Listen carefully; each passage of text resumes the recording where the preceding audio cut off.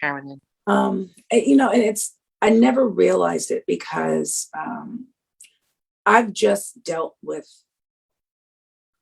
I think I kind of just pushed his not being here anymore to the side because I'm all fighting. I was left fighting for the legacy. And for a minute I was fighting alone, or I always felt like I was fighting alone. And thank God, of course, there's many people that were a part of it, but my sister chose not to be a part of it. And my brother is to an extent, but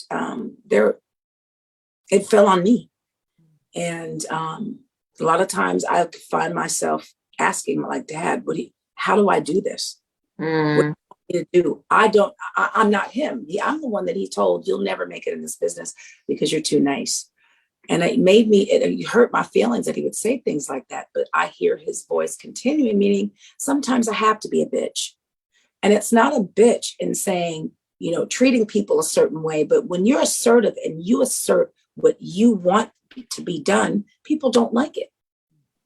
They only like when you're pliable.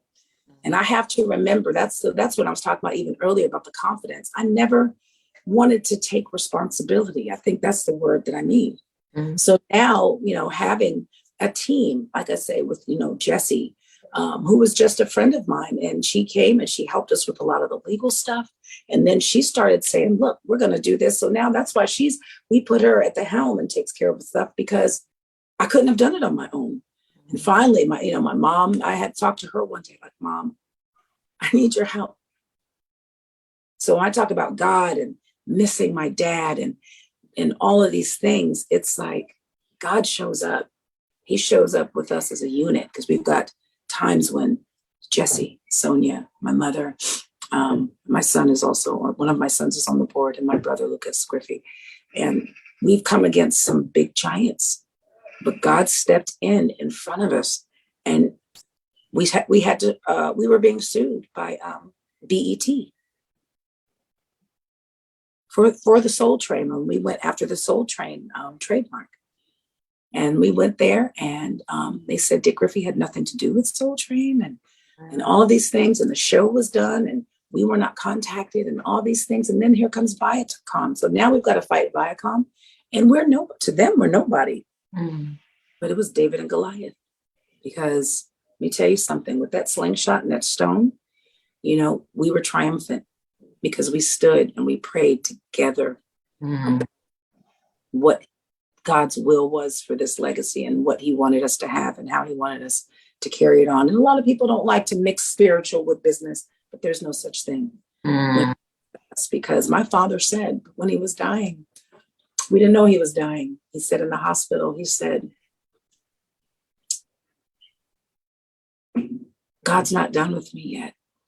He says, I thought it was done. He goes, I have a lot to do. I didn't even think I deserved it. He said, but see, he's not done. And when he said that, we were excited because we thought what that meant, God is touching Dad and he's going to do some things through us. And we didn't realize that what he wasn't done doing was our job. Mm-hmm. So now this legacy, Solar, Soul Train Records, the Soul Train Club, the music, fighting for it, now getting trying to, at some point, hopefully one day we'll have our catalog back. These things, we are Black people. We are, as my father coined the phrase, African Americans, but we're not here in America, fighting for our heritage. Mm-hmm. And when our heritage is in the hands of other people, we don't benefit. Yeah. And like Howard said the other day, we have not been paid for 400 years of free labor.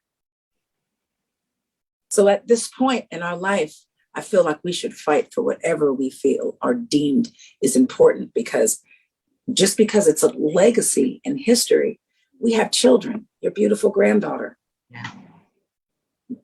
They deserve the heritage. They deserve to be able to tell our stories. Absolutely. To share our music. And if you think about it, nothing in life is done without music. You don't get married without music. You don't have a funeral without music. You don't make babies without music. You don't do, in every celebration, in every situation in life, there's music.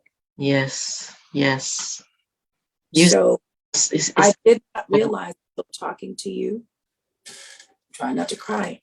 This is my purpose. I've always like, what is my purpose?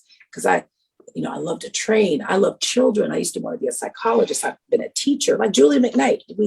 She's coming to our show tonight. Yay! I'm sorry, it's my sister Julie McKnight. I'm so excited. We've been passing each other for years and finally get to be together tonight. But Julie, we've been school teachers because we love children. We've been mentors. We've been this and ministers. But what I'm doing, I realize has a purpose.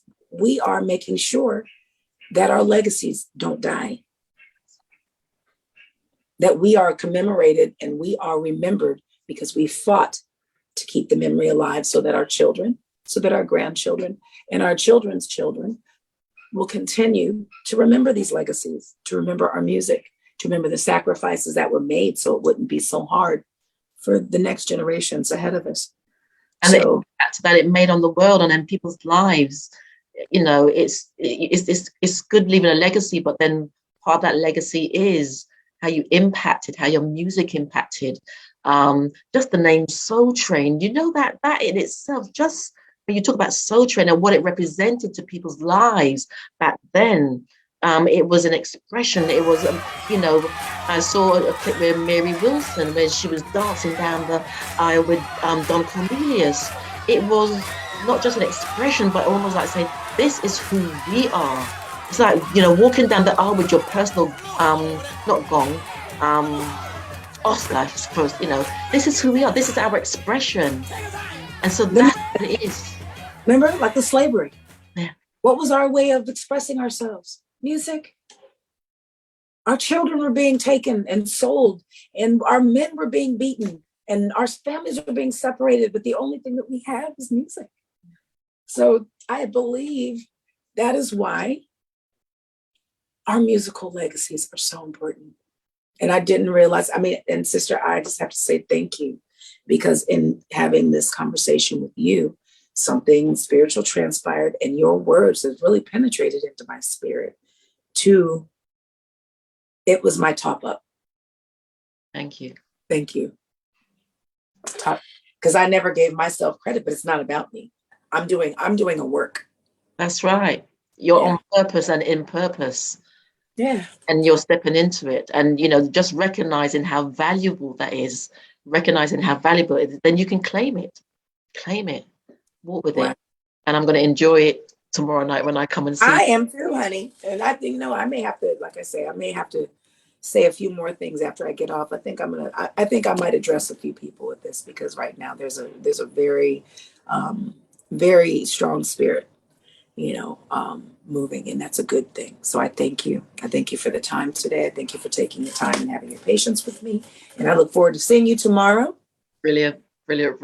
I'm sure there's, like you said, there's so much more that we can talk about, but for this particular session, I think this has ended nicely, because I needed to capture this part, because there was something quite significant about this as well. Yeah. So, ladies and gentlemen, this is sort of part 2 with the wonderful Carolyn Griffey. Thank you so much.